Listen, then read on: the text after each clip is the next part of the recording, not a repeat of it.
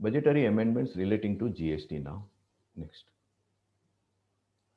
Again, if you see the relevant clauses of the bill, clauses 99 to 114 deal with the GST amendments, and the date of effect of the proposed amendment is they will be effective from the date to be notified by the central government after the enactment of the bill. However, certain amendments will take effect retrospectively. There are only two, mainly Section 7 and Section 50. Certain amendments to take effect Section 7 means Section 7 read with Schedule 2. We will see that will be effective retrospectively from 1st July 2017 once the date of effect is notified by the central government after the enactment of the bill. Here, friend, one should not get confused. This is a very confusing way of giving the effect to the amendment, particularly. So, let me clarify in few minutes. Section 7 supply, which is being amended retrospectively from 1st July 2017, as far as the date of effect is concerned, we have to keep the certain dates in mind. The amendment is proposed by the finance bill, which is presented on 1st February 2021. Then the next date will be the date of enactment of the bill, which is the date on which the president gives the assent to the bill and the act is enacted. Even then also, the amended provision of Section 7 will not come into play. That will again come into play, become effective or operational only from the date to be notified by the central government through a notification. Suppose central government notifies it, say on the, I'm taking very long date, there is a reason for that, 1st January 2022. So 1st January 2022 will be the date on which the amendment in Section 7 became effective. It came to life, but it is still not moving. It is still not operational. It only came to life. And then that 1st January 2021, 22, once that is notified, it takes effect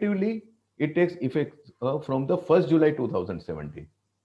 So on the date of the amendment being notified by the central government, being effective, on that day, it will become effective from 1st July 2017. And why I am saying about the GST provision may not be become effective before maybe November or December, because all these amendments will have to be incorporated by all the states and union territories in their respective GST acts. That exercise may take few months. 99% finance bill will be passed maybe by the middle of the March. I'm not seeing much problem. There may not be any delay on that. Once it is passed in the next month, the actual amendments under GST will become effective after the central government notifies, and central government will have to wait till all the states and union territories also incorporate the identical amendments in their respective acts. So this is something we will have to watch for. Coming to now amendment to Section 7.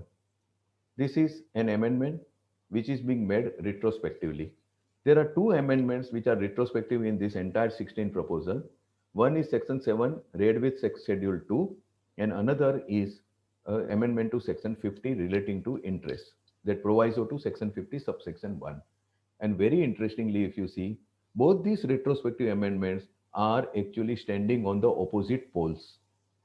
Section 7 with Schedule 2 retrospective amendment is basically hitting the taxpayers very hard, whereas proviso to Section 750 providing for the retrospective exemption is basically quite beneficial for the taxpayers.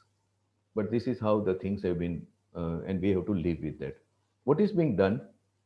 The whole purpose, most of you now by now might be aware about the purpose as well as the contents of this Section 7 amendment read with Schedule 2. Suffice to say that Section 7 is being amended so as to provide that a person and its member or constitutes uh, shall be deemed to be two separate persons, and the supply of activities or transaction inter se between them shall be deemed to take place from one such person to another. So a deeming fiction declaring such two people, one the entity and another its members or constitutes, as the distinct person or separate person is being introduced under Section 7 through the new clause AA. And because this entire amendment is in the context of the club associations, etc.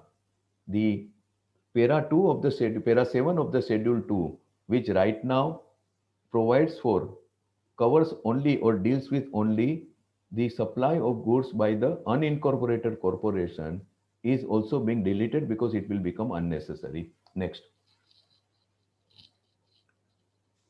there is, needless to say, these entire amendments are basically arising out of the controversy surrounding the doctrine of mutuality and also the recent historic judgment of the larger bench of the Supreme Court in Calcutta Club's case.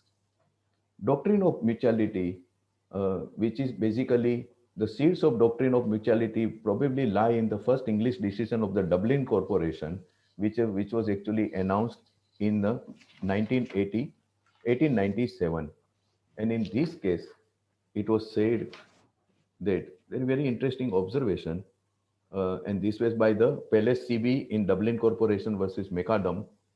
No man, in my opinion, can trade with himself. He cannot, in my opinion, make, in what is its true sense of meaning, taxable profit by dealing with himself. And then subsequent English decisions have further amplified this doctrine of mutuality. This has been adopted and applied by the Indian courts in the context of mainly Income Tax Act and Sale Tax. When service tax was introduced and the scope was expanded after 1994, so as to bring the club, association, society, etc. within the fold of the service tax, this doctrine of mutuality again came to the fore and became a disputed matter in the context of the service tax also.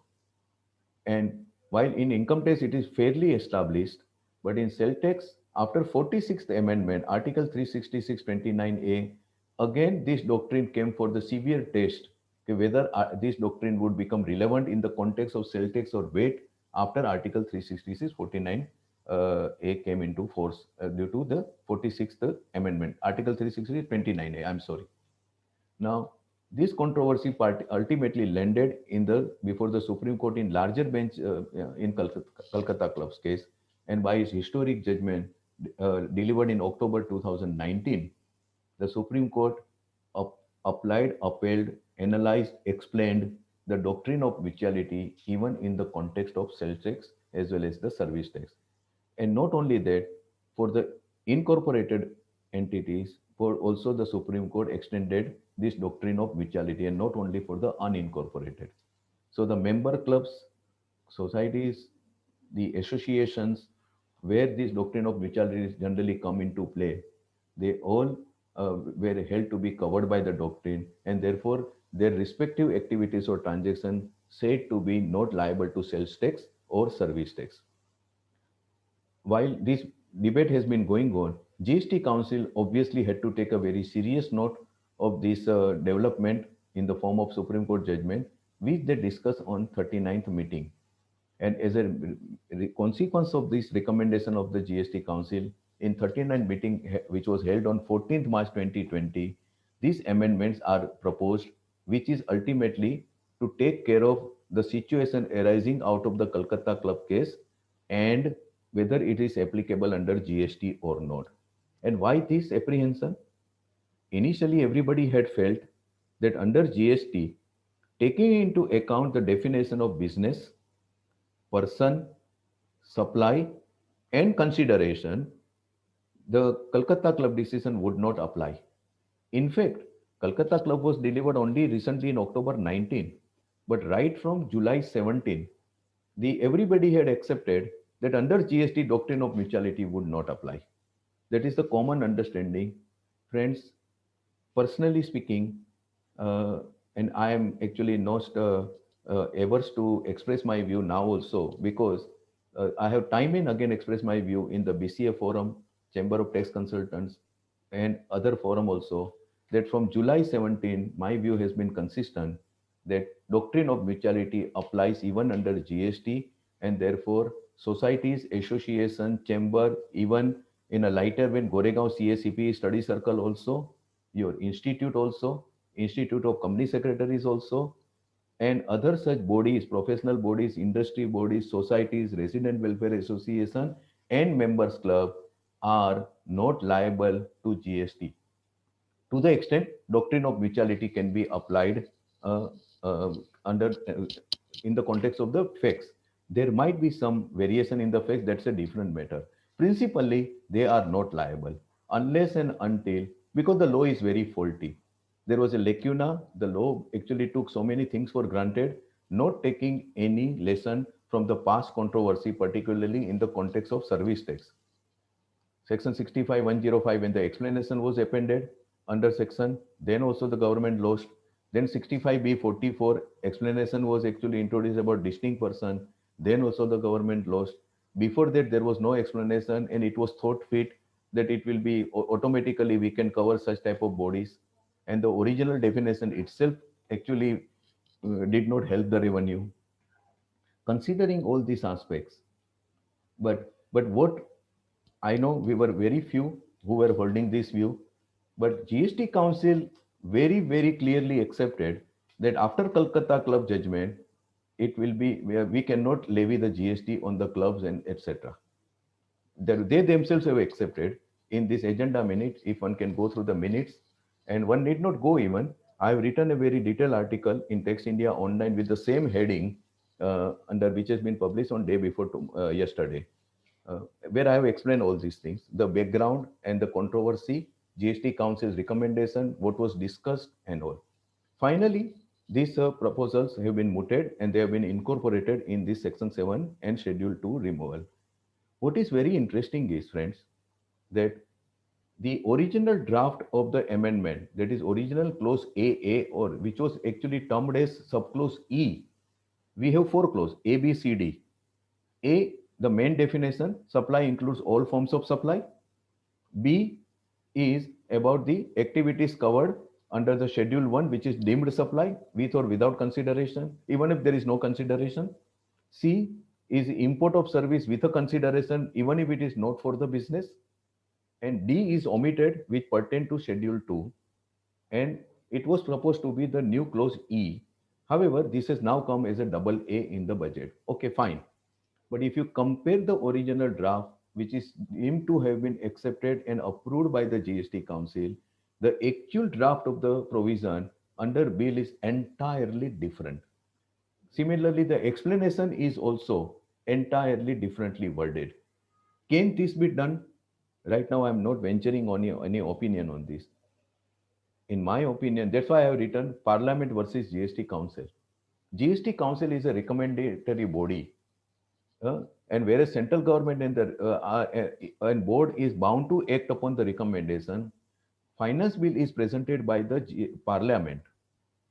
Parliament is a legislative authority of the Parliament, uh, cannot be actually bound, cannot be considered to be bound by the GST Council recommendations. There is a thin line. Generally, it should not happen, and it should not have happened. Supremacy of parliament is granted, but considering the constitutional authority of GST, like a GST Council, and the role it is expected to play and it is playing, it is expected that what Council decides, anything which is required to be done through the amendment of the Act, therefore pass through Parliament, and cannot be done through the notification under the delegation or delegated powers by the central government, the legislative bill will carry on the recommendation of the Council. But there is a marked difference between the two languages. Worse than that, the entire language of the explanation as well as the clause AA is so badly drafted that I have really not ever seen such poor drafting in my life. Please go to the previous slide. If you see what is being said, double A explanation. First of all, the activities or transaction by a person other than an individual. Why are you mentioning other than an individual? Where is the need? How can there an individual can have a member? Your person definition is wide enough to cover everybody. How can there be an individual having the member or constitutes? Why to make it something which is obvious?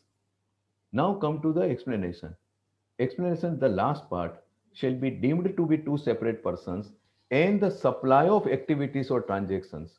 Inter se shall be deemed to take place between one from one such person to one. How can there be a supply of activities or transactions? Have I mean this phrase? I would be greatly obliged if somebody can explain me the meaning of this entire phrase.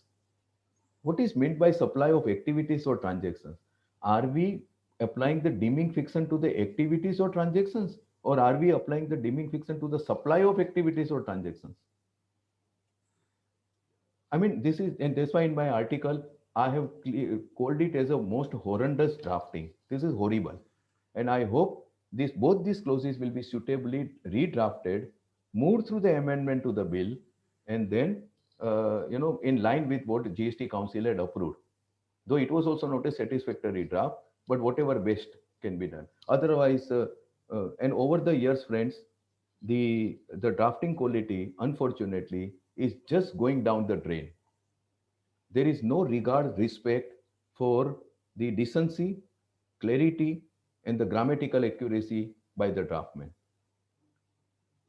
And as Honorable Prime Minister, whom I have quoted in my article in February, 14 February 2015, when the Honorable Prime Minister was addressing the Western India Advocates Association, his opening comments are the disputes arising only because of the poor drafting of the laws. And it appears that nobody has learned the lesson from that. What are the implications of these proposed amendments? Please go to the next slide. Whether the amendment would apply to the cooperative society, resident welfare association, or association, in my opinion, no.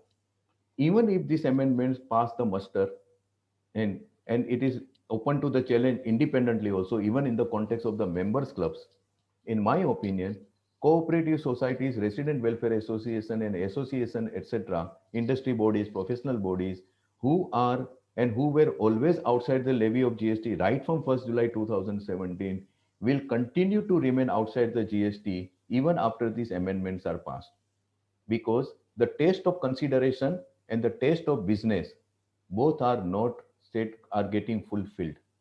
This is a half-hearted attempt to amend the law to really nullify the Calcutta Club judgment, but it may not serve the purpose, in my opinion. Then again, there can be an agency principle application. Very interestingly, advance authority ruling, about which I would not like to say anything, but even after the amendment of Section 7, whereby Clause D was omitted, and the it was clearly provided that if an activity or transaction is a supply, uh, then it shall be treated as supply of goods or supply of service in terms of the Schedule 2. This is what the amendment came. Schedule 2 was never a deeming provision, never, right from the day one. This is another mistake. I'm afraid the taxpayers and tax professionals forget about advance authority ruling. They have treated Schedule 2 only as a deeming provision. And this Schedule 2 deeming provision is not actually, it was never a deeming provision. It was only a classification provision.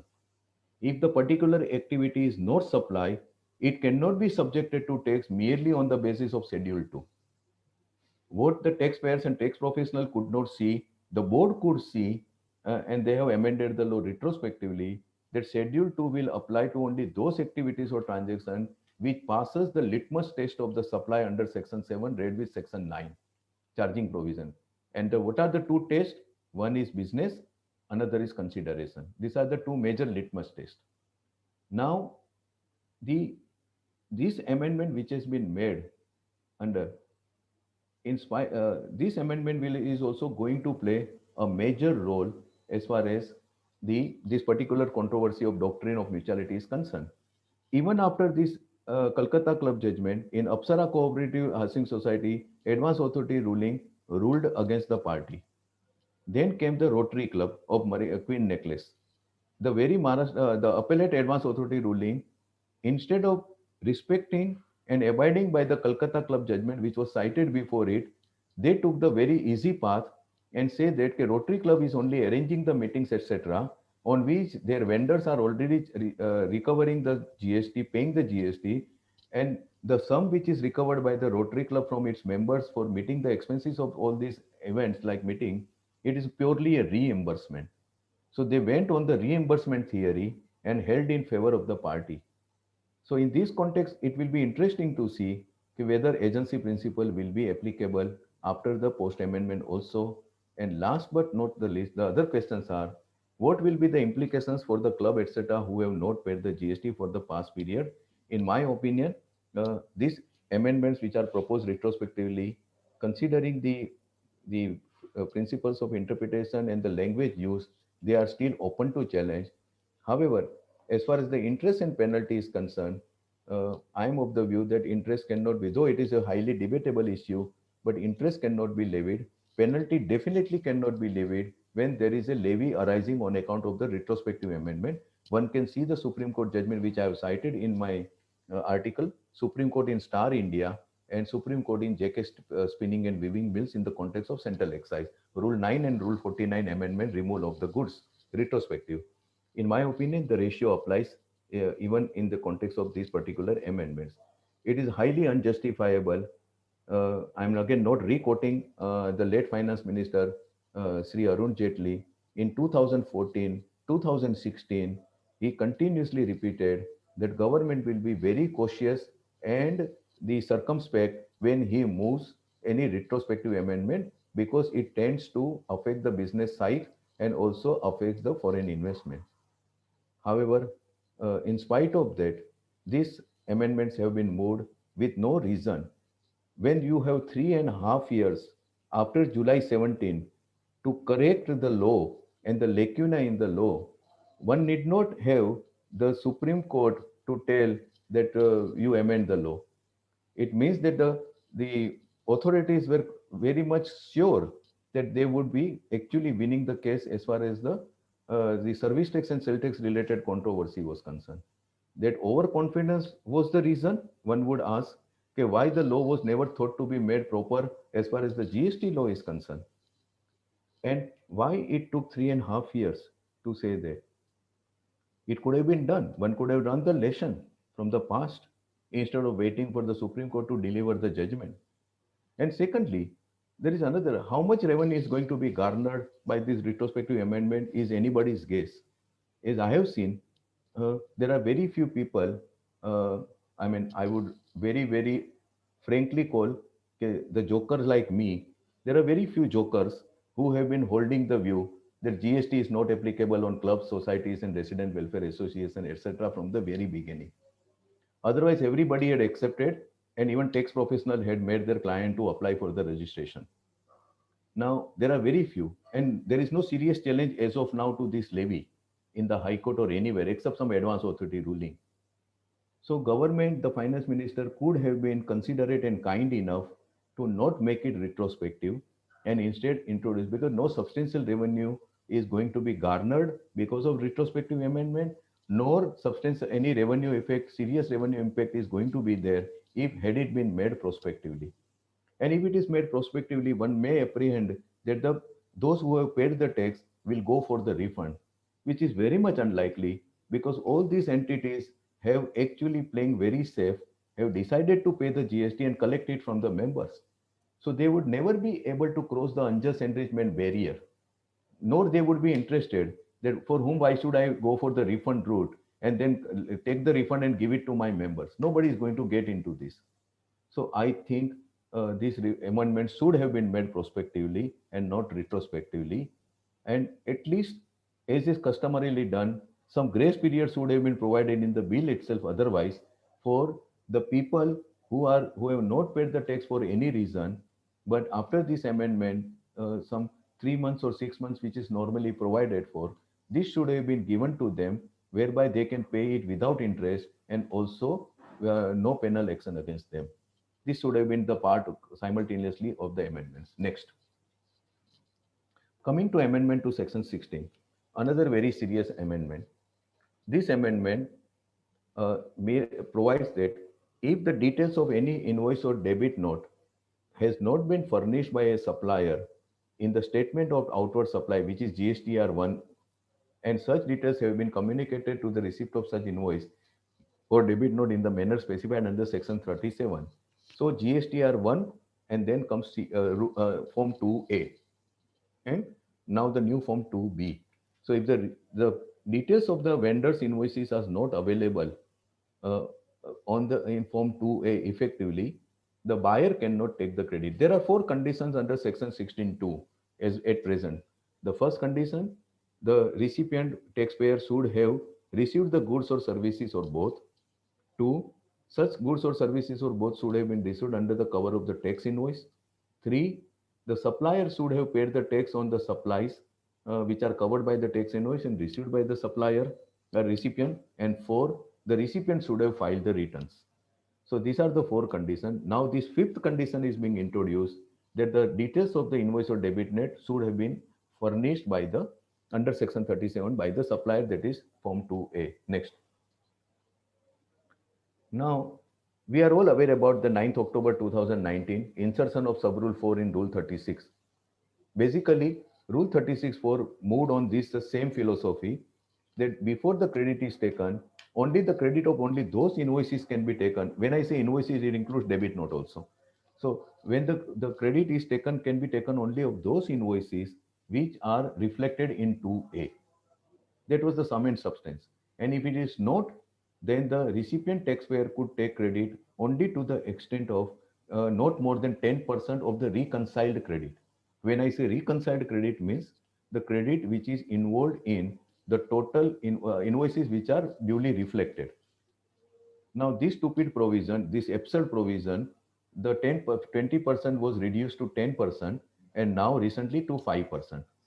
However, it was obvious that this rule, particular provision, lacked any authority whatsoever.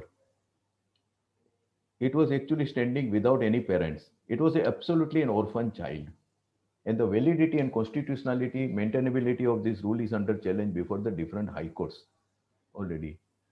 So now the intent and substance of Rule 36.4 is now being given statutory recognition by the proposed amendment under Section 16. The only difference being that Rule 36.4 was allowing some restricted quantum of credit, but Section 16 new clause does not allow you to take any credit, because the moment this amendment is moved and becomes the law effectively, uh, I am very sure that Rule 36.4 will be deleted, omitted, because it cannot remain. Because there is no provision, the new clause, that the invoices or debit notes which are not furnished, the details of which are not furnished in terms of section 37, the credit shall be availed to the extent as may be prescribed. That is not the provision. Total credit cannot be availed. It does not speak about credit will be available as may be prescribed, to the extent as may be prescribed. Therefore, 36.4 will not continue after this law is amended. The question here is, whatever may be the justification for this, why the legislature could not do this in the first instance? When the 2018 amendment was moved, then 2019 Finance Act, 2020 Finance Act, why it couldn't be done? 36.4 was a nightmare for all the taxpayers and tax professionals. It would have been easy that if you have your supplier has not uploaded the invoice, don't take the credit. I do not have to take 5%, then compute the 5%, then continue to track the invoices, because 2A is a dynamic form. So I continue to track the invoices, decide out of 5 invoices not furnished by the vendor, 2 are furnished by him in the next month. How much credit I take on those 2 invoices? Do I take it as a part of the reconciled invoices of the next month? I have no answer, friends. And frankly speaking, none of my clients I have insisted upon to follow this. And I knew this 36.4 is not going to pass the muster of the law. All the challenges, I would be very much shocked and surprised if 36.4 validity is upheld by the High Court, particularly after the new amendment. And that's why I had to say, okay, it was like not even putting the carts before the horse. There was no horse at all. The cart was lying idle in the form of 36.4.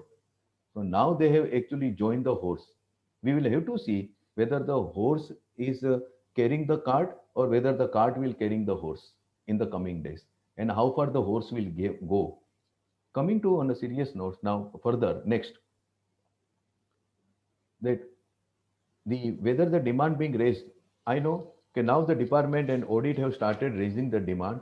This demand in any case were never valid, and after this proposed amendment in the offing 100, I am very clear in my view that any demand based on 36(4), that your credit as per the books of account and credit as per the rule 2A, any difference which is being demanded by the audit or department is absolutely invalid and without authority of law. I have absolutely no doubt about it. I know the letters are flying from the department saying that from the system it is observed there is a difference between 2A and your 3B, and therefore please work out the difference. They don't do the working out. You have to do for them. So you work out the difference and pay the tax. In my opinion, first of all, this is only a letter. In every case where the department demands anything, our insistence would be to ask for the proper SOCOS notice.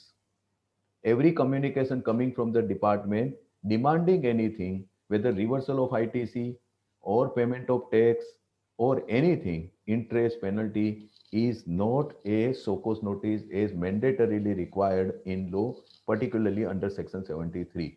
One has to be very clear. Therefore, 74 comes under evasion. So therefore, it has no validity. Now the question arises, what will happen to the status of the balance ITC post amendment? I would be tempted to say that those who have faithfully adhered to this 20%, 10%, and 5% restriction, now they can be bold enough to take the full credit instead of bothering about the remaining workout.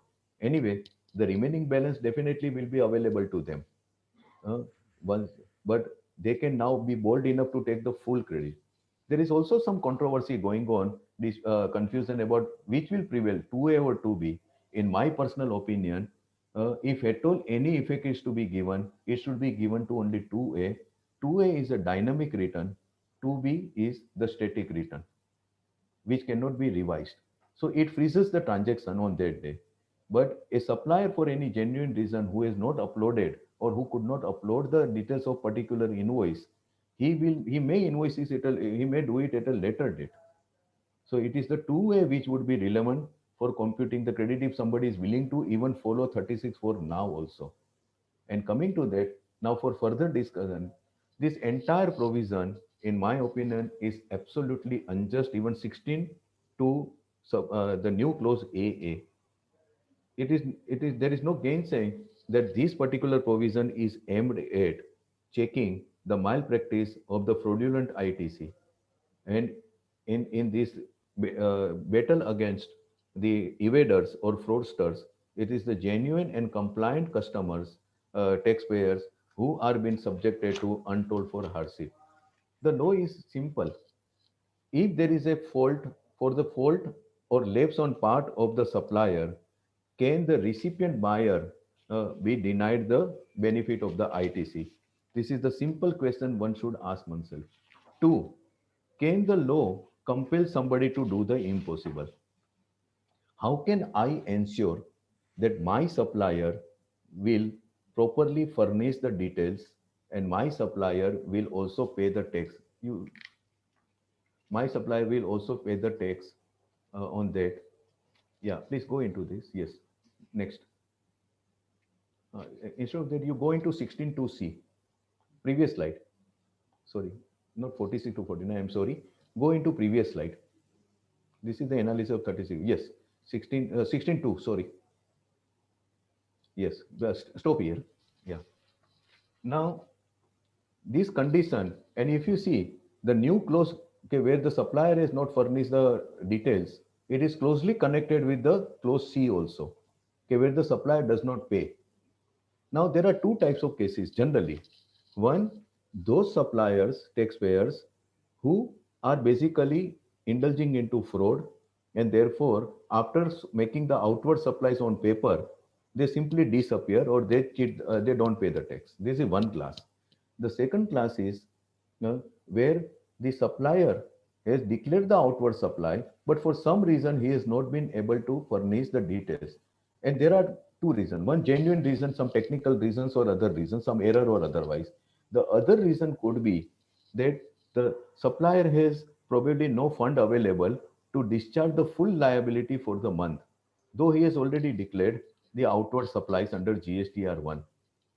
If that be the case, if he has either not declared GSTR 1 for the month properly, where he has already made the supplies under the proper tax invoice, he does not declare all the tax invoice, one, or after declaring all the tax invoice under GSTR 1, he avoids filing the GSTR 3B, his invoices will not get reflected. And friends, this is dangerous. On a sideline, may I say, there is a common philosophy or the notional understanding on part of the tax professionals and the taxpayers that if the taxpayer does not have the sufficient fund to pay the tax, he should not file the return. This is the worst advice a tax professional can give to his client. That once you have sufficient fund, we will file, because otherwise, if you file the return now without payment of proper tax, full tax, then obviously the department would come to know. I have seen umpteen number of such cases in excise and service tax, and this is very, very bad. Anyway, now this particular possibility is also been taken care of by the amendments by the government, that if you do not file more than 2(3)(b) for 2 months, you are automatically bound for the suspension of the registration. So coming back to this, that supplier might not have paid. So those, if the supplier is fraud and the buyer is bona fide, then can the supplier, so fraud can disentitle the buyer. The internationally, this has been also an issue. It is not only happening in India. And if you see the next slide, these are all the judgments where the similar provision of the VAT have been challenged. We never had such provision in the excise and service tax. Please understand, these are all stemming from the VAT, notably from the Bombay High Court judgment in the Mahalakshmi's case. And in all these cases, the High Court have actually quashed and declared such provisions in the law as the ultra virus. And therefore, particularly in the Gerulal Balchand Punjab Haryana High Court judgment, I will just read out their observations of the High Court, which are on all fours and squarely apply to the GST, which says law cannot put such onerous responsibility on the SSE. Otherwise, it would be difficult to hold the law to be valid on the touchstone of Article 14 or 19 of the Constitution of India. A statute has to be read in such a manner so as to do justice to the parties. If it is held that the person who does not deposit or is required to the tax would be put in an advantageous position, and whereas the person who has paid the tax would be worse, the interpretation would give result to an absurdity. To conclude, no liability can be fastened on the purchasing registered dealer on account of non-payment of tax by the selling registered dealer in the treasury unless it is fraudulent or collusion or connivance with the registered selling dealer or its predecessors with the purchasing registered dealer is established. The last words are very important because this is the same view taken by the European Court of Justice in number of cases. Some of these judgments I have already cited: Optigen, Fulcrum, and Bondhouse system, joint cases of Excel Kittel and Ricolta recycling. In fact, the European Court of Justice has said that in order to determine whether a transaction in a supply chain qualifies as an economic activity within the meaning of Article 4.2 of the 6th directive, the transaction must be considered individually and per se. Transaction forming a part of a circular supply chain, what we call it a circular movement in our country, circular supply chain in which a trader misappropriates the amount paid to it as a VAT instead of accounting for those amounts to the tax authorities, do not on that account cease to constitute an economic activity. The instead of concept of supply, European VAT is based on the economic activity. The sum and substance of this judgment is basically unless and until the complicity or involvement or the collusion of the buyer or recipient is established with the supplier in the fraudulent transaction, the buyer cannot be denied the benefit of ITC merely because the supplier has not paid the tax or is not uploaded. I have grave doubt. This has already been challenged before few high courts provision, and I doubt that whether in a bona fide genuine case, whether this provision denying or proposing to deny the ITC to the buyer for the misdeeds of the supplier will pass the muster of the law. I think it will meet the same fate which the provisions under the erstwhile weight laws have also made. Let us see. We have some lot of fireworks awaiting us on this count in the coming months. Come back to the, go back, no?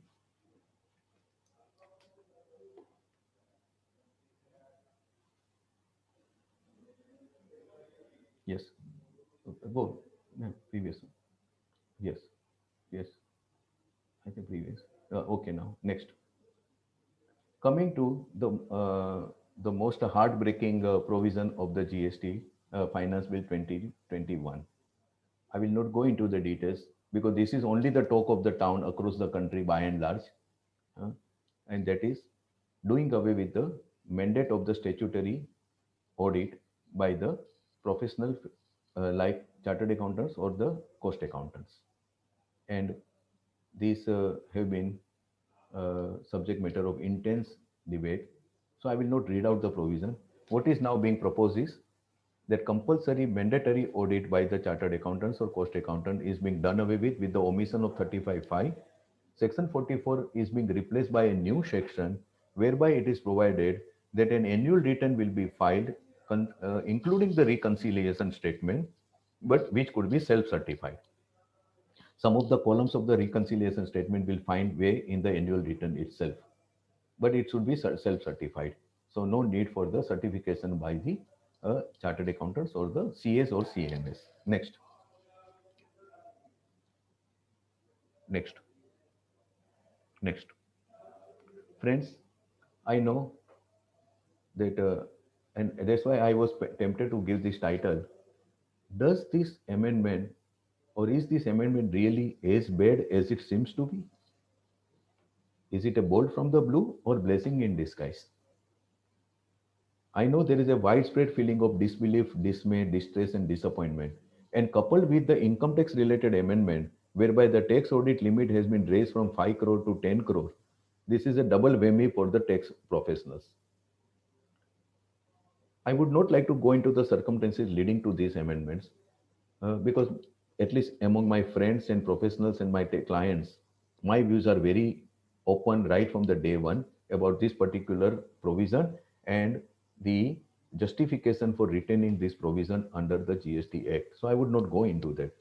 The social media, the agenda minutes of the 39 meeting is doing round, whereby this issue had been discussed by council, where they have given some figures that how annual return has resulted into this much revenue and how 9C has resulted into. These figures are of no consequence. This is neither here nor there. Even without those figures, the matter had been discussed because the one of the state finance minister had raised the grievances about the experience of the businesses in the context of this statutory audit as far as the professionals were concerned. So I will not like to go into that. My point is this, that first of all, there was actually no audit as such. What we consider to be audit, what we mean by tax audit under income tax or statutory audit under the Companies Act. There was no such audit at all under GST at all. The existing provision 35(5) may have been unnecessarily called as a audit by the chartered accountants, but there is no audit. Where is the audit guideline? Where is the audit format? Where are the other all for audit? You have a tax audit format, you have a guideline, you have accounting standard to be followed. Nothing is there. Reconciliation statement is not audit. And every decent taxpayer used to do the reconciliation even under the erstwhile excise service tax and VAT regime at all. Everybody used to do that. We ourselves, because as a part of your tax audit also, you would be reconciling the figures. It was not an audit. And the audit definition which is there under GST, that audit definition is also very much misunderstood. This is more or less the same definition which was already there under the Central Excise Act and also applicable to these service tax. This is basically audit by the department, which you used to call as a year 2000 audit. But otherwise, there is no audit by the professionals as such. So that was one misnomer. Point is this, that the law is changing very fast. Taxation regime is changing very fast. I have been saying I was fortunate, I am privileged enough to have my maximum talks on GST delivered before the Chartered Accountant Fraternity, even on excise and service tax also. Out of some 90 and odd lectures which I have given on GST, after April 2017, almost 60-65 lectures are before the CA fraternities. And I have gained so much of respect, understanding, insight, and knowledge from them with their queries, with their interaction. And I have some wonderful chartered accountant friends also, for which I consider myself very lucky. And I have been actually saying for last more than 5-6 years, I've been talking on GST since 2014 almost, that compliance practice days are numbered. So please do not rely upon only compliance practice. As a professional, we are expected to raise our bar continuously, develop more and more insight into the subject in which we are dealing with. That is what is expected from us. World over compliance practice, practically nobody gives any attention to that because most of the things are automated and very clear and simple. We are facing a lot of teething problems under the GST because it is a messed up law. So that's why we have so much of problem of compliance practice. But can it be considered as the professional opportunities? I would not be surprised in coming 2-3 years or 5 years, entire tax audit is also removed from the IT. The law is moving in that direction. In my personal opinion, as an outsider, I'm looking at it.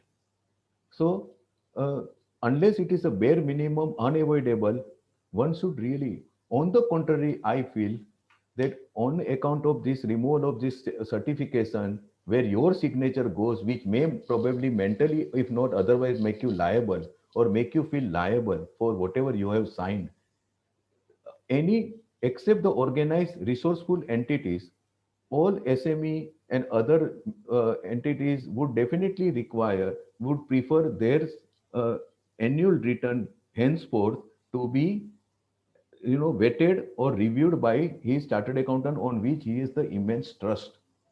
It can be anybody, but he would be going into that कि sir आप जरा ये देख लो सब बराबर है कि नहीं.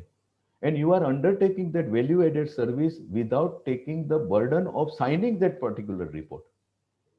And generally, taxpayers do not like to go from one person to another person just like that. Once the repo, comfort, and trust, the pillars of the professional service is trust and comfort. And once these pillars are intact, nobody is going to go to anybody else. On the contrary, the round the year review of the GST, health check, you call it health check, you call it review, you call it the pre review, uh, would provide you much more professional satisfaction, and you will be in a position, SEA will be in a position to give much more value added service. And the slowly and gradually, one would move from the compliance practice to the actual practice because the floodgate of litigation is going to open in coming days. If people are tired, nobody has seen anything. The real fun is going to start from now. There is a unbelievable litigation is in the waiting under GST, not to speak about custom excise and service tax. So therefore, uh, one has to develop the insight into the subject and deal with the law as it is. This is law. This is not a figure. This is not simpliciter in IT, where interpretation is left to the senior people, and a young chartered accountant will continue to dwell into the figures and reconciliation. There is a life beyond figures and audit, friends, and that is the life which is awaiting everybody. So one should not really be really too much upset, even young chartered accountants, because it may it may hamper their personally. I am an advocate. It is not that I will probably not, because some selected cases, suppose I have been doing audit with my age old, my chartered accountant friends who are associated with me, I might be doing. I'm least bothered about this, uh, the removal of this provision, because one has to go. This will free you, mentally free you. You will not need to wait for the extension. You will not need to wait for the staring at the midnight, 31st December, now 20th February for 1920. This new provision, in my opinion, will cover 2021. 1920 board has already clarified. I think 2021 probably this new provision will become applicable, right? But but you will move beyond this. This is take this as a blessing in disguise. It may probably give some jolt to the income, but your professional income is not your profession. It is a means of livelihood, and there is a miles and miles to go. Indirect tax, and particularly GST, is the most fascinating field of legislation and practice. There is a respect, there is a recognition, and there is a remuneration. But we have to earn it. We have to labor for it. Then the sky is the limit. When a professional, a tax professional, starts thinking about becoming as rich as his client, and that also in a very short span of period, then sorts of problem will start. Believe me.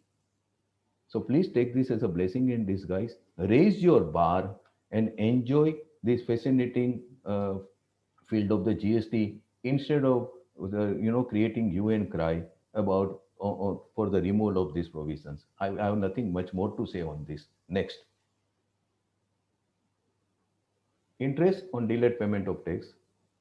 Everybody is aware about this controversy, which started from Meghna Engineering. We have now host of judgment. This was to be done next time. This was to be done.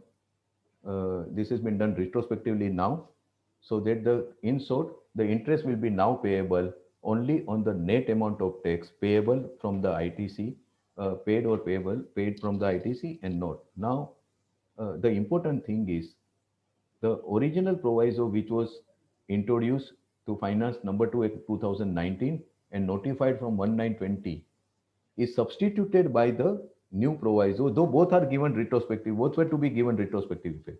But first has been substituted now, and the new proviso is given retrospective effect as promised and as recommended by the council. There is a subtle difference between these two. Where was the need for replacing or substituting this proviso? Nobody is asking this question. Friends, I will not go into the detail.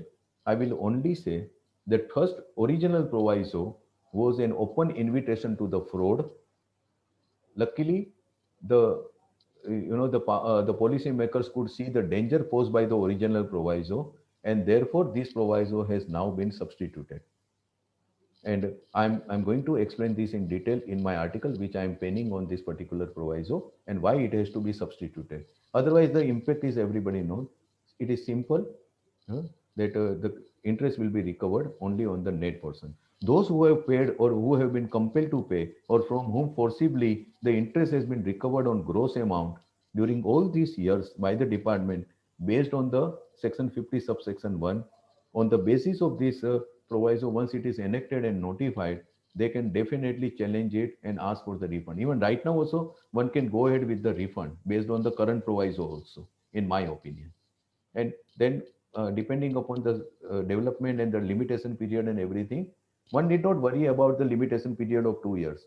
If it is paid in 18 January and we are into 21, if it is paid in December 18 and we are into February 21, one need not worry about 2 years time limit of section 54. One should go ahead with the filing of the refund claim for the interest recovered on the gross amount by the department. Next, next. Coming to these are the certain other amendments which I would like to deal, which I will later on incorporate in my presentation. And those amendments are about the amendment to section 129 and 130 and other amendments. Let me first take section 75. You can hold this PPT for the time being now instead of moving, because these are not there. GST and other critical, but leave it at that. Or maybe you can you just keep aside this presentation for the time being? We will again come back to this. Would it be possible? Because I will not be now referring to this PPT for the time being. Yes. Everybody can see me? Yes, yes. Okay. Right. Now, the first amendment to the budget is by clause 105 is to section 75. The self-assessed tax concept is being widened, scope is being widened to include the tax payable in respect of details of outward supply furnished under section 37 but not included in the return under section 39. Majority of these amendments are on the basis of the 39th meeting and recommendation of the GST Council. What is the impact of this amendment? Section 75, self-assessed tax to include the tax payable in respect of outward supply, which is GSTR1. It was noticed by the policy makers on the analysis of the data of the GSTN that the GSTR 3B returns are lagging behind in numbers compared to the GSTR 1. And the it means that people are declaring outward supplies but not filing GSTR 3B when their liability is crystallized and which requires the taxpayers to make the payment of tax. Now they have plugged that particular possibility also.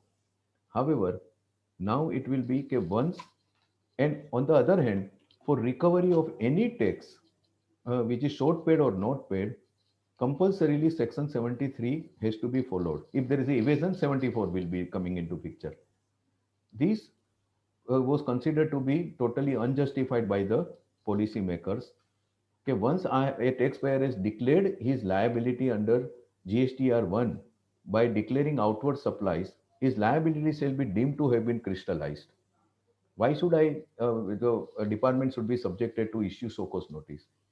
And this amendment actually takes care of. And this view, okay, there is no need because this is a self-declared liability, self-assessed liability for which no so cause notice need to be issued. By and large, this ratio of the principle is laid down by the Madhya Pradesh High Court in Kabir Reality case 2019 TIOL 2813 High Court MP. Now, this High Court ratio has now been implemented or embodied in this particular amendment. Once a taxpayer declares outward supplies on which the liability is crystallized, right, that will be treated as a self-assessed tax. And if he does not file 3B, then there is no need for the section 73 or 74 SOCOS notice to recover this amount of tax, which otherwise he has already declared through his outward supplies. So one has to be careful. The next amendment, and this is an extremely dangerous amendment, pertains to section 83. As we know, section 83 permits the provisional office, proper officer department to go ahead with the provisional attachment to protect revenue in certain cases. Now, the applicability of this provision was only in the context of when the proceedings are initiated under specified provisions, section 62, 63, 64, like that. There was specified. It and this provisional attachment cannot continue beyond 1 year. Now, this came before the severe test before different high courts. So, Ahmedabad High Court in Kushal Limited, Delhi High Court in Neutron Steel Trading Limited, Gujarat High Court in Watermelon Management Services Limited. There is another judgment of Punjab and Haryana High Court on UFV India Global Education case. In all these, and there are other cases, the High Court has clearly said that provisional attachment cannot continue if the proceedings are not pending or initiated under the specified provisions of law. Taken, it cannot continue beyond 1 year. Nullifying all these judgments, this provision has been made, which is three effect. One, the scope of the provisions of for provisional attachment, action of provisional attachment is being widened to say that if there are proceeding initiated under chapter 12, then chapter 14 or chapter 15. For the uninitiated, let me tell you, chapter 12 is self-assessment, provisional assessment, scrutiny of return, assessment of non-filers of return, assessment of unregistered persons, summary assessment. Chapter 14, power of inspection, search, seizure, inspection of goods in movement, power in arrest, power to summon persons, access to business premises. Chapter 15, determination of tax not paid or short paid, 73. Determination of tax paid, which is evasion, 74. General provisions relating to determination of tax. Tax collected but not paid to the government. Tax wrongfully collected and paid to the central government. Initiation of recovery proceedings. Recovery of tax. Payment of tax. So right from 73 to 84. Under any of these provisions, if the proceedings are initiated, the proper officer, on being satisfied that there exists the reason to protect the revenue, can proceed with the provisional attachment. Imagine a scenario: a person is served with a summons in connection with some inquiry or investigation under Section 70. On the mere issue of the summons, the commissioner can decide that there is a need to protect the revenue, so he can resort to the provisional attachment merely on the basis of the issue of the summons. This section gives the powers. Whether he would exercise, to what extent he would exercise, that's a different matter. This is extremely serious. Such unbridled, unchecked, uncontrolled, unrestricted, unfettered powers given to the department with such a serious consequences, I'm sure it will come definitely under the scrutiny.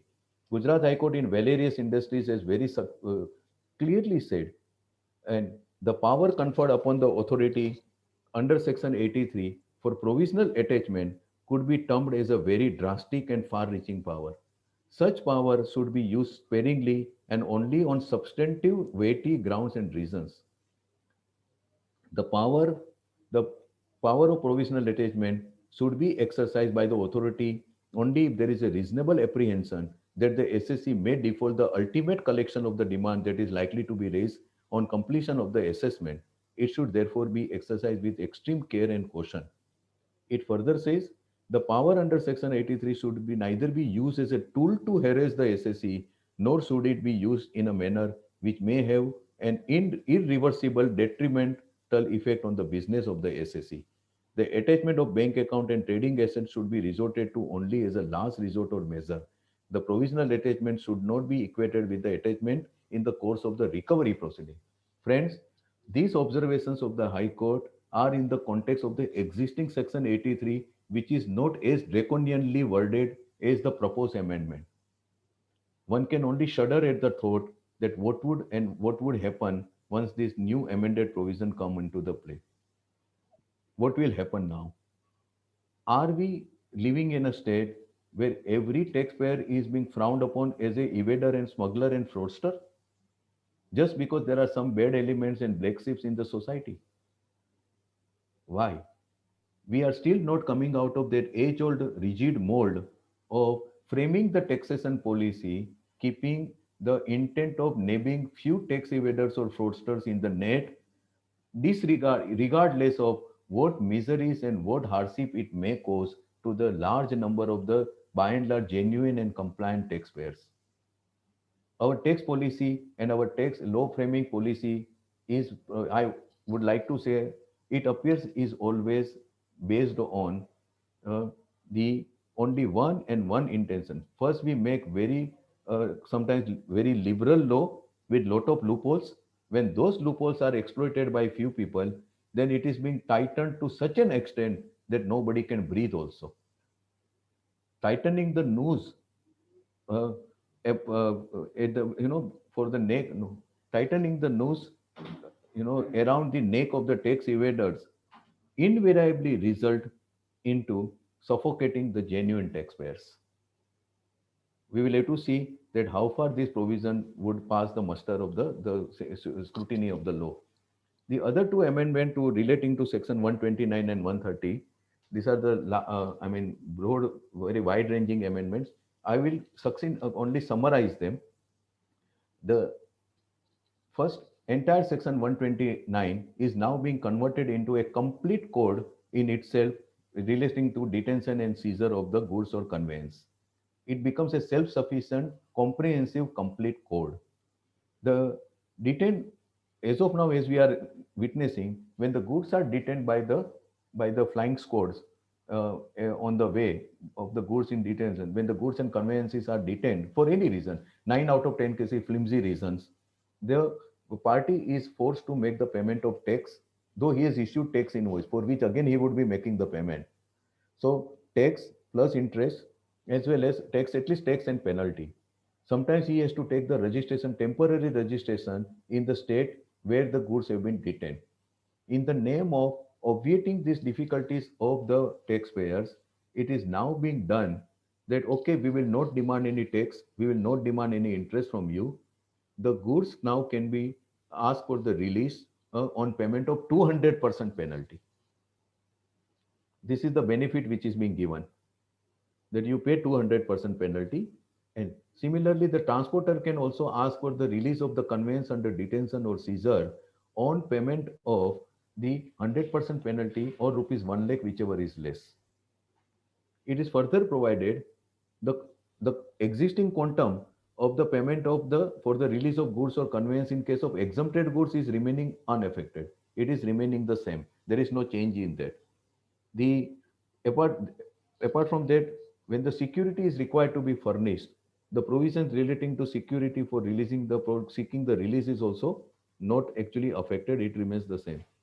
However, the provisions relating to the provisional release of the detained goods, provisional release, which is there as present under section 129(2), that subsection 2 is been completely omitted. So no more provisional release of the goods. There is a substitution of subsection 3 which very clearly says, now further what is provided is that in case of section 107 is also being amended, and under section 107 which pertains to the appeal before the commissioner appeal, since now no tax or interest will be payable in respect of the detained goods for which the release is sought, but only penalty will be payable for securing the release, there is a proviso which is being inserted under section 107 subsection 1, which provides that any appeal against the order passed under section 129(3), that is release of the detained goods on payment of penalty, 25% of the penalty will be required to be paid by way of a pre-deposit. Tax and interest is in any case not required to be paid.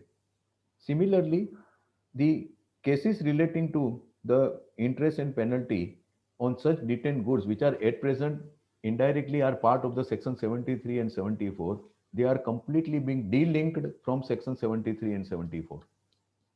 So such cases will not now come within the scope the because the new section 129 itself provide for the issue of the SOCOS notice within 7 days of the detention, and then thereafter passing of the order within another 7 days from the date of the receipt of the SOCOS notice. And if within 15 days, if the party does not make the payment, then the officer is empowered to dispose of the goods to recover the penalty payable. And in the name of simplifying the procedure, in the name of avoiding the hardship to the procedure, I really doubt there can be ever a more dangerous and most ill-conceived provision can ever be introduced in the law. What are we, 200% penalty? So I am not recovering the tax. So it reminds me of that quote, that the thing to remember is that what the government gives, it must first take it away. So it gives you tax benefit, no tax on the detained goods release, but I will take 200% penalty from you. The other issues which are arising from this is, first of all, that there is a provision for issue of SOCOS notice within 7 days, provision for issue of the order after that in respect of the release of the detained goods and penalty payable.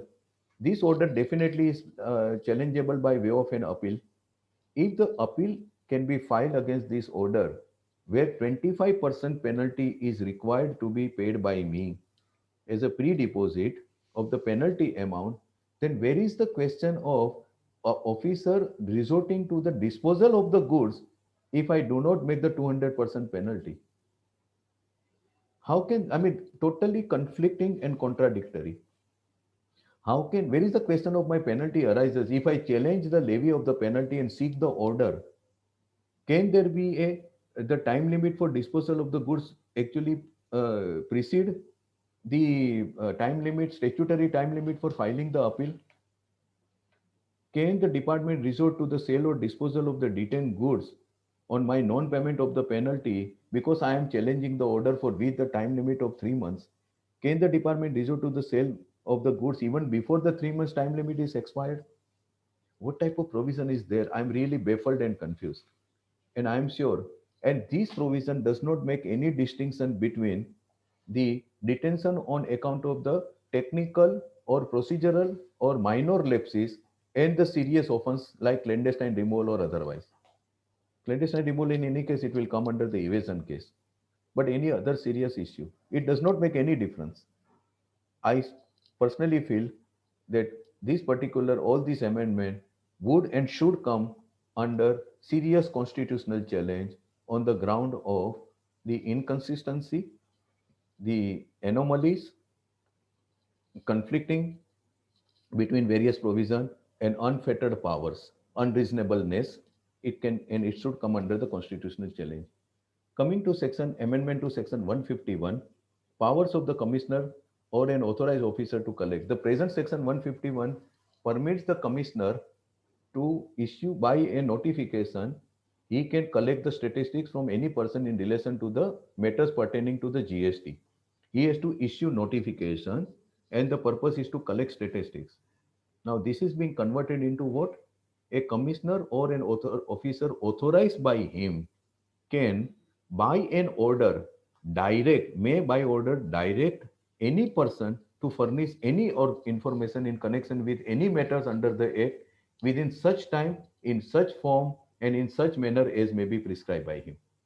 So he need not be now bound by the notification. He can directly order any information concerning from any person, and in within such time he decides. It can be, there is no fixed time for that. So different commissioner, different officer, different department can decide different time limit for the different person. Even form also they can probably personally decide. One officer, one department may follow, one commissioner may follow one form, another commissioner may follow another form. And what happens if the person does not comply with the furnishing the information under 151? Under section 124, the penalty is prescribed, which fortunately is not more than, not exceeding 25,000 rupees. So the penal provisions also will follow under section 124. The third one is, and this is the last and the most important amendment, is under GST, is the amendment in the IGST Act. Section 16, which provides for the zero rated supply and defines also the zero rated supply, is being amended with three consequences and in three manner. The first amendment pertains to the supplies to SEZ unit or SEZ developer, and it is being provided that in case of supplies to SEZ, which are zero rated supply, supplies to SEZ unit or SEZ developer is a zero rated supply. So in case of such supplies to SEZ unit or SEZ developer, the benefit of refund will be available only if the such supply is for the authorized operations. Under Rule 89.1, as of now, only the condition of the supplies for the authorized application operation is mentioned. But otherwise, there is a lacuna in the law. This lacuna is now being removed, and it is being provided that for, and this was earlier also position, when the exemption under the service tax was granted, it was always for the authorized operations. So now they are basically streamlining the law. The second amendment, that two options which are given for the exporter to claim the refund of the terminal taxes paid by him on the domestic front are: one, export under bond; another, export on payment of tax under refund claim. In case of export under bond, the exporter can ask for the refund of the unutilized ITC in terms of Rule 89.4, uh, and if there is an inverted tax structure, Rule 89.5 also will come into play. If it is the export on payment of tax under refund claim, then it will be the uh, Rule 96, under which the refund can be claimed. Now, in what is now being done is that the option to pay the tax on the exports and under refund claim in terms of Rule 96 uh, is now being proposed to be restricted only to such class of persons or such class of notified supplies which the government would notify. Otherwise, every single exporter will be required to go for the exports under bond only. This is serious repercussions, because as of now, Section 16.3 provides both the options.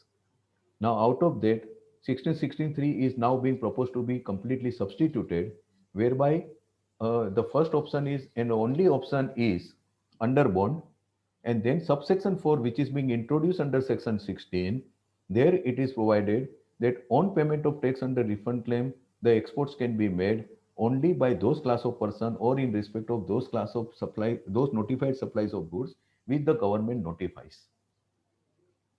And there are a number of reasons behind this seemingly drastic amendment. One, the foremost reason appears to be that because of the rising cases of the bogus credit, which are being encashed by the fraudsters by showing the exports on payment of tax, and they were encashing, and particularly in majority of the cases, there was a overvaluation of the exports also. Uh, this provision is proposed to be introduced. Again, by and large, world over, the practice has been GST is a destination-based indirect tax or destination-based consumption tax.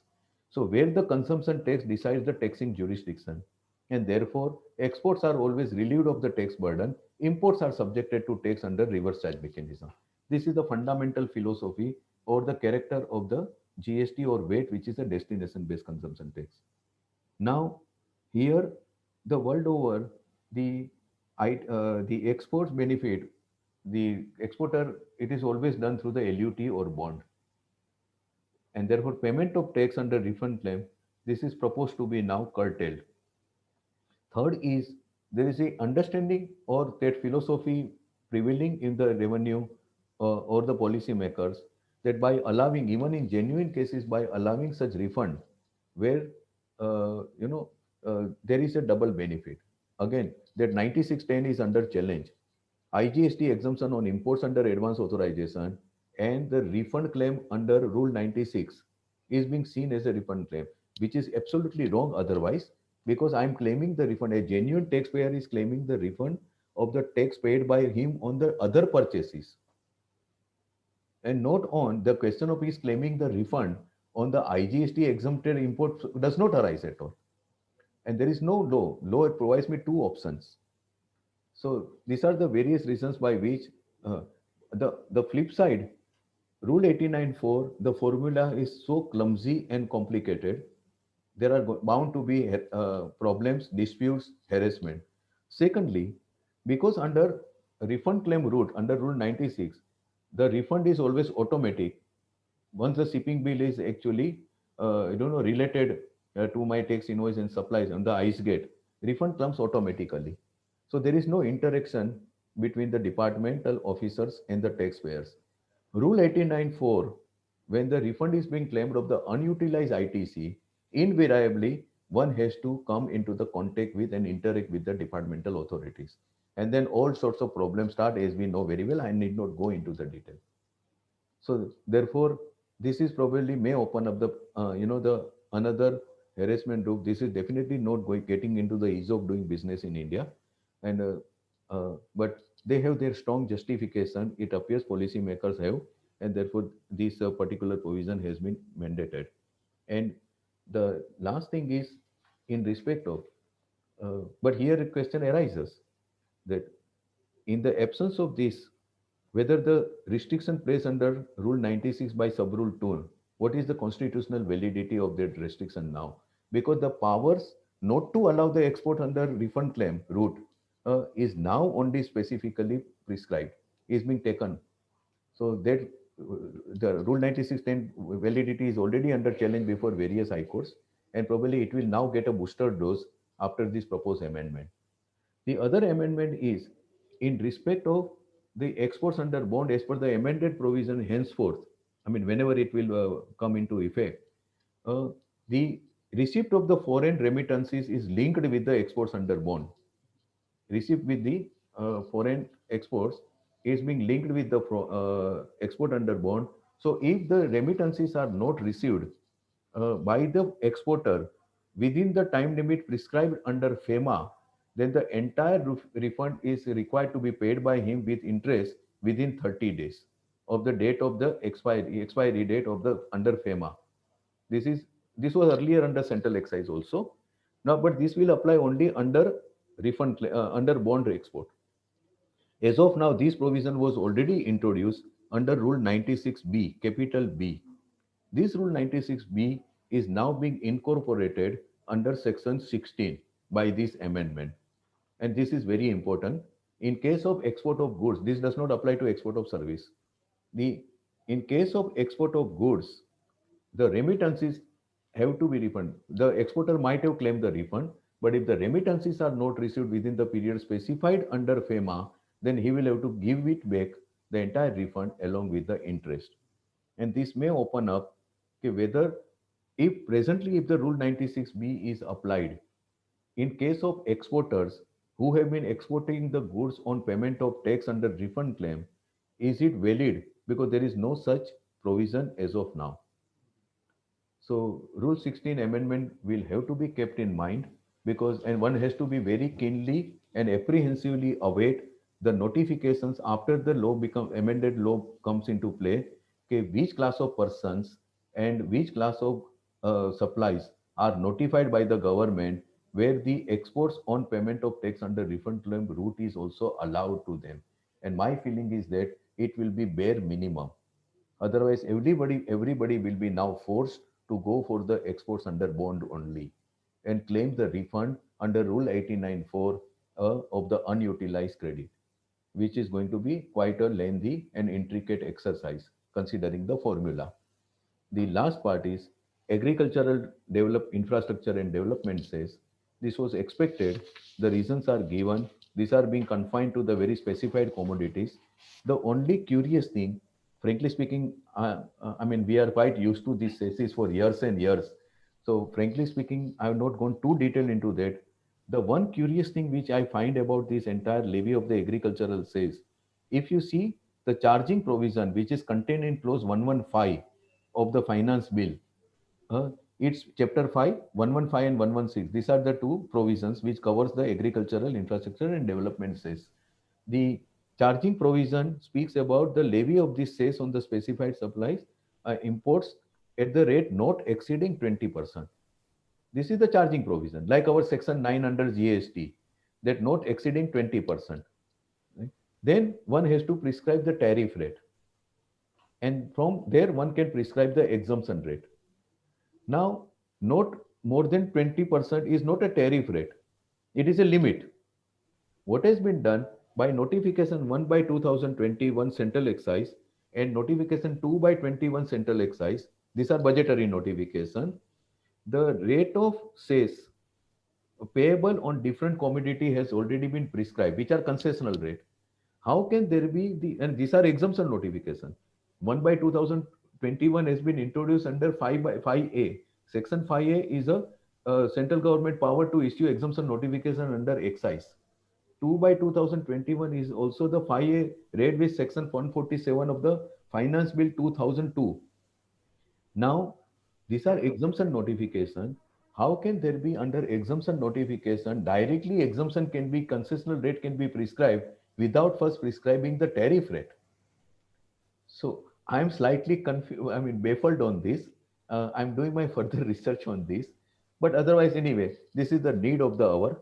So we could not, we need not really, clamor about it. They are saying that okay, simultaneously to obviate the burden on the domestic consumers, the rates will be rationalized so that this sales burden does not come on the consumers.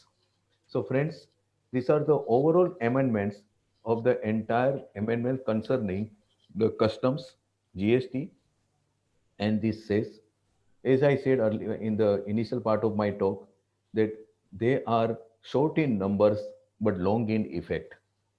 And you must have seen that the directions in which GST law particularly is moving. Believe me, there are many more surprises are in the offing in the coming months. And quite a few of those surprises can be very nasty surprises as far as the taxpayers are concerned under GST.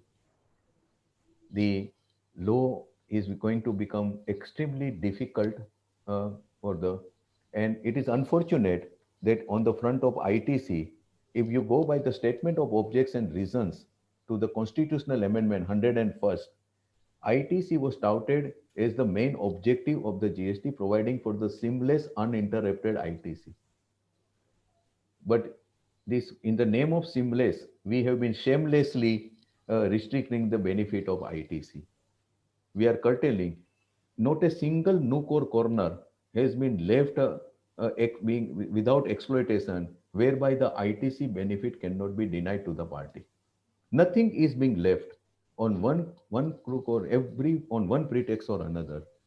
I would be really glad. Sometimes I'm tempted to say this, that it would be easy. Probably I would be happy or simple to say that taking input tax credit under GST law is a non-violable offense. That would really, smoothen the path of the taxpayers. Okay, the moment you take the ITC, you are committing the crime. That would be better, considering the direction. We are moving away from the fundamental objective of the value added system, there are three ways by which the GST or value added tax can be implemented: subtraction method, capital addition method, and invoice credit method. We have all the countries have adopted, about 198 countries have adopted the invoice credit method. But having said that, GST or VAT is a very fraud prone tax, very fraud prone tax. And there are almost 12 to 14 types of frauds which are tabulated under GST, which are being committed not only in India, even outside India. Every single jurisdiction is suffering. The best GST system prevails is probably is in the New Zealand and Singapore. One of the noted international weight experts, Sibren Nosen, has actually, those who are actually fond of the Western movie, old Western Mexican, the Wild West movies, must have heard about the good, the bad, and the ugly, the epic Clint Eastwood movie. Mr. Nosen has divided the weight or GST world into the three part: the good, the bad, and the ugly. New Zealand, Singapore are the good weight jurisdiction. European Union, Canada are the bad weight jurisdiction. South Africa and Brazil was the second country in 1967 to adopt the weight. 1954, France was the first, Brazil is the second. So South Africa and Brazil are considered to be the ugly part of the weight world. I don't know whether India will provide some consolation to South Africa and Brazil and few other countries or not. The way this law is going, unfortunately, uh, it appears it is becoming more and more uglier and difficult. Considering this overall broader picture in mind, as a tax professionals, I would only urge, and then with that I will close my, this talk, and that friends, one should consider themselves lucky that they would be at least coming out of the pure figure work and the deadlines and extension and mere reconciliation and mechanical reconciliation, because there is going to be so much on your platter to break your head with this law in the coming days, which would itself will be very remunerative from the end satisfactory, that you should feel. And that's why I will say, okay, please take 35, 5, and 44 as a blessing in disguise. Thanks for the very patient hearing. Thank you very much. Thank you, sir. Thank you very much. I have no words to express. It was a masterly analysis of the topic. All the amendments you cover, it was really, I am sure all the participants are enriched by your masterly analysis. Though it was a sort of 2.5 hours deliberation, but I will say it will go long in our practice. Uh, with this word, I will look into the question part.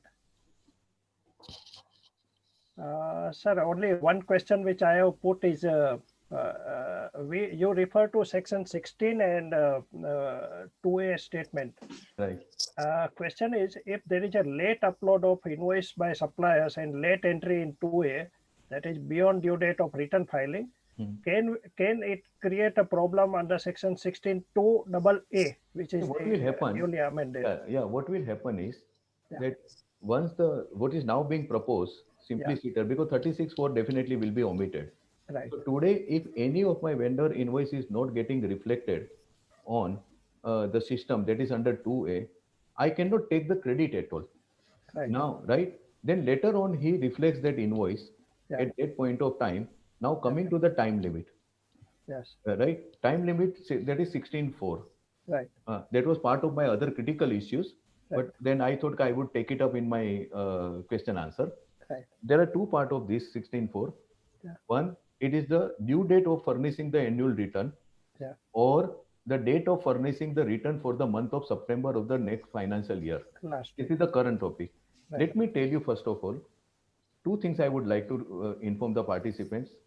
In my personal opinion, this time limit does not apply at all legally, even today. So if somebody has missed out the credit genuinely for 17, 18, or even 18, 19, right? They can even still take the credit, or even 19, 20, they can still take the credit. That is my opinion. Okay. This particular time limit is not operable, cannot be implemented at all. There is a, yes, it's a very intricate question of interpretation, so I'm not going into that. But I am holding this view from the beginning, uh, particularly when three GSTR 2 and 3 went out of the picture. Right. Right. This is also closely connected with the 61(5) amendment retrospective, Right. which is being challenged before the High Court. Right. So this is going to be if somebody goes for that credit, definitely there will be it's going to be not a cakewalk. But as of now, my opinion is this, that the time limit does not apply.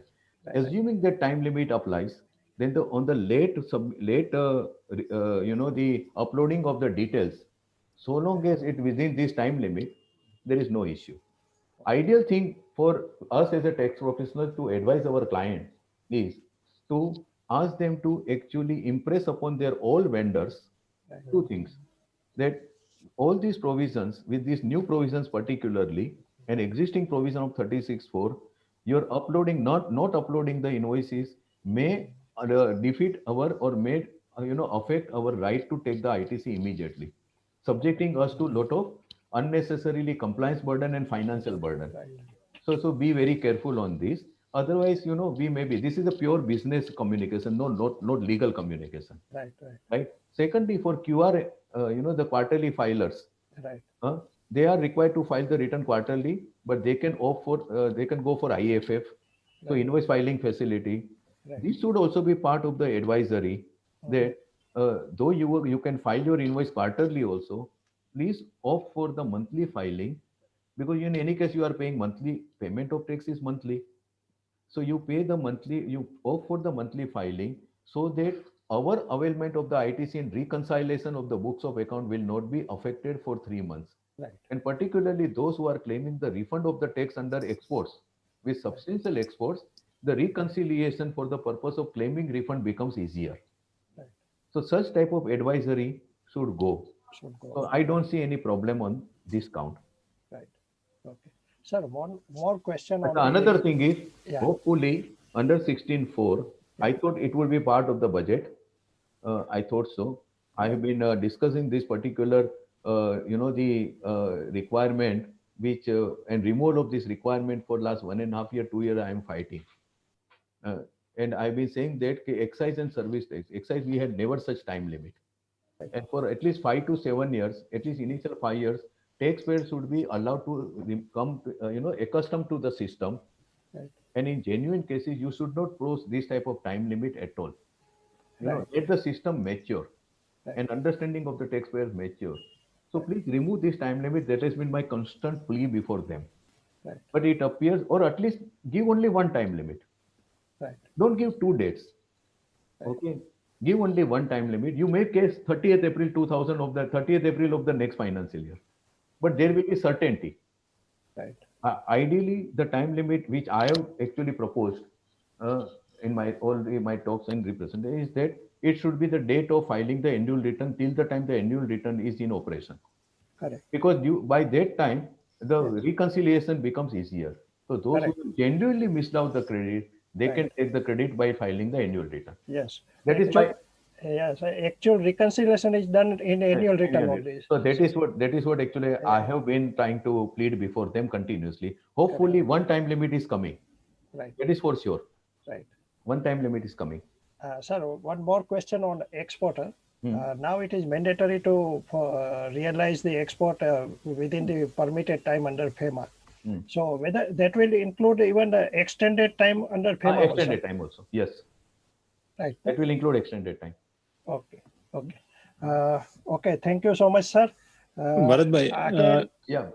Yeah. Bharat bhai, I've got only a few, I think, few questions. I won't take more than 2 minutes. Sure, no problem. Please go ahead. Okay. Shailesh bhai, it was really masterly your coverage and lot of intricacies you have mentioned. A lot of value addition to the participant, no doubt about it. Now, coming to the scope of supply, wherein the clause AA was added, I fully agree with you that test of consideration and business should meet and doesn't get fulfilled. So there should not be any question of levy of tax on that. In addition to that, if you read the clause carefully, now what they have mentioned there, the activities or a transaction by a person other than an individual, I will omit right now time being to its member constituent. What I will read, activities or a transaction by a person other than individual or vice versa. Now, I mean vice versa means either individual provides a service to its member or constituent, which I believe it is horrendous, or vice versa, society provides to individual. So what it implies, the member should be other than individual. No, usually the other than individual words are placed after person. Person includes individual as per the person definition. No, but here specifically they mention other than individual. Yeah, but then it is, those words are placed after person. Right. So it is person other than individual and its members. So therefore, here the individual is not connected with the member or constituents. They wanted to say, because the individual cannot have member, an individual is individual. If an individual is entering into some activities or transaction, there cannot be any existence of the member or constituents. Correct. I agree. Yeah. I read your article. No doubt about it. Yeah. Sir, one more point. You mentioned about that unjust enrichment. In my opinion, see, if the doctrine of mutuality is upheld, then there is a question of unjust enrichment. Right. So you are talking about the refund claim. Right. So regarding a refund claim, so I believe in my society, if we are collecting and if I file a refund claim, and if tomorrow courts upheld the doctrine of mutuality, then there cannot be unjust enrichment. No, because why? Why the tax is being paid by the society as of now? Because society considers itself to be a taxable person. Correct? And it is recovering the GST from the members to the monthly bill and any other contribution being made by the members. Correct? Yes. You are recovering that. Now, this recovery is held to be invalid by the court on account of the doctrine of mutuality. Yes. So first taxable person society has paid, so society is entitled legally for the refund. Yes. What is unjust enrichment? That the burden has not been passed on to any other person. Correct. So here it is the members of the society to whom the burden is already passed. But when you say, sorry to intervene. Once you say it is a mutuality, it is from transferring from my one pocket to another pocket. Yeah, it is only a deposit. No, but in the context of because doctrine of mutuality in the context of this refund may have to be given a proper pregnant money, because that money cannot remain in the society's coffers. That money, if the refund is granted to the society, whereas actually it is gone out of the pockets of the members, the refund cannot come into the society account. No, it cannot remain that money into the bank account of the society.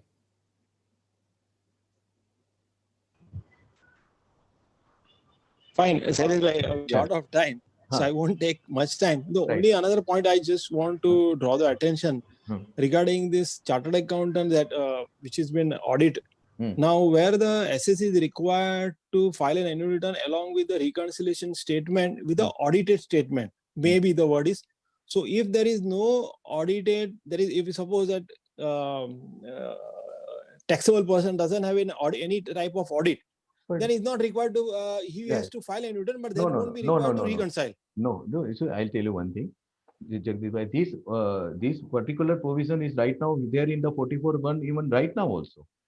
Okay, those who are actually required to be audited, that audited is not under the IT Act also, because you are required to file the reconciliation along with the audited annual account in any case, even today. That audited annual account is as per the IT Act only, which you are filing with the IT. Correct. So that is what they are mentioning, that any annual return with the audited annual account, it may happen that those people who are not required to have their accounts audited because of the threshold limit under IT Act, to them it may not apply. But we will have to wait for that, because today also up to 2 crore it is optional. Between 2 and 5 crore, 9 is compulsory.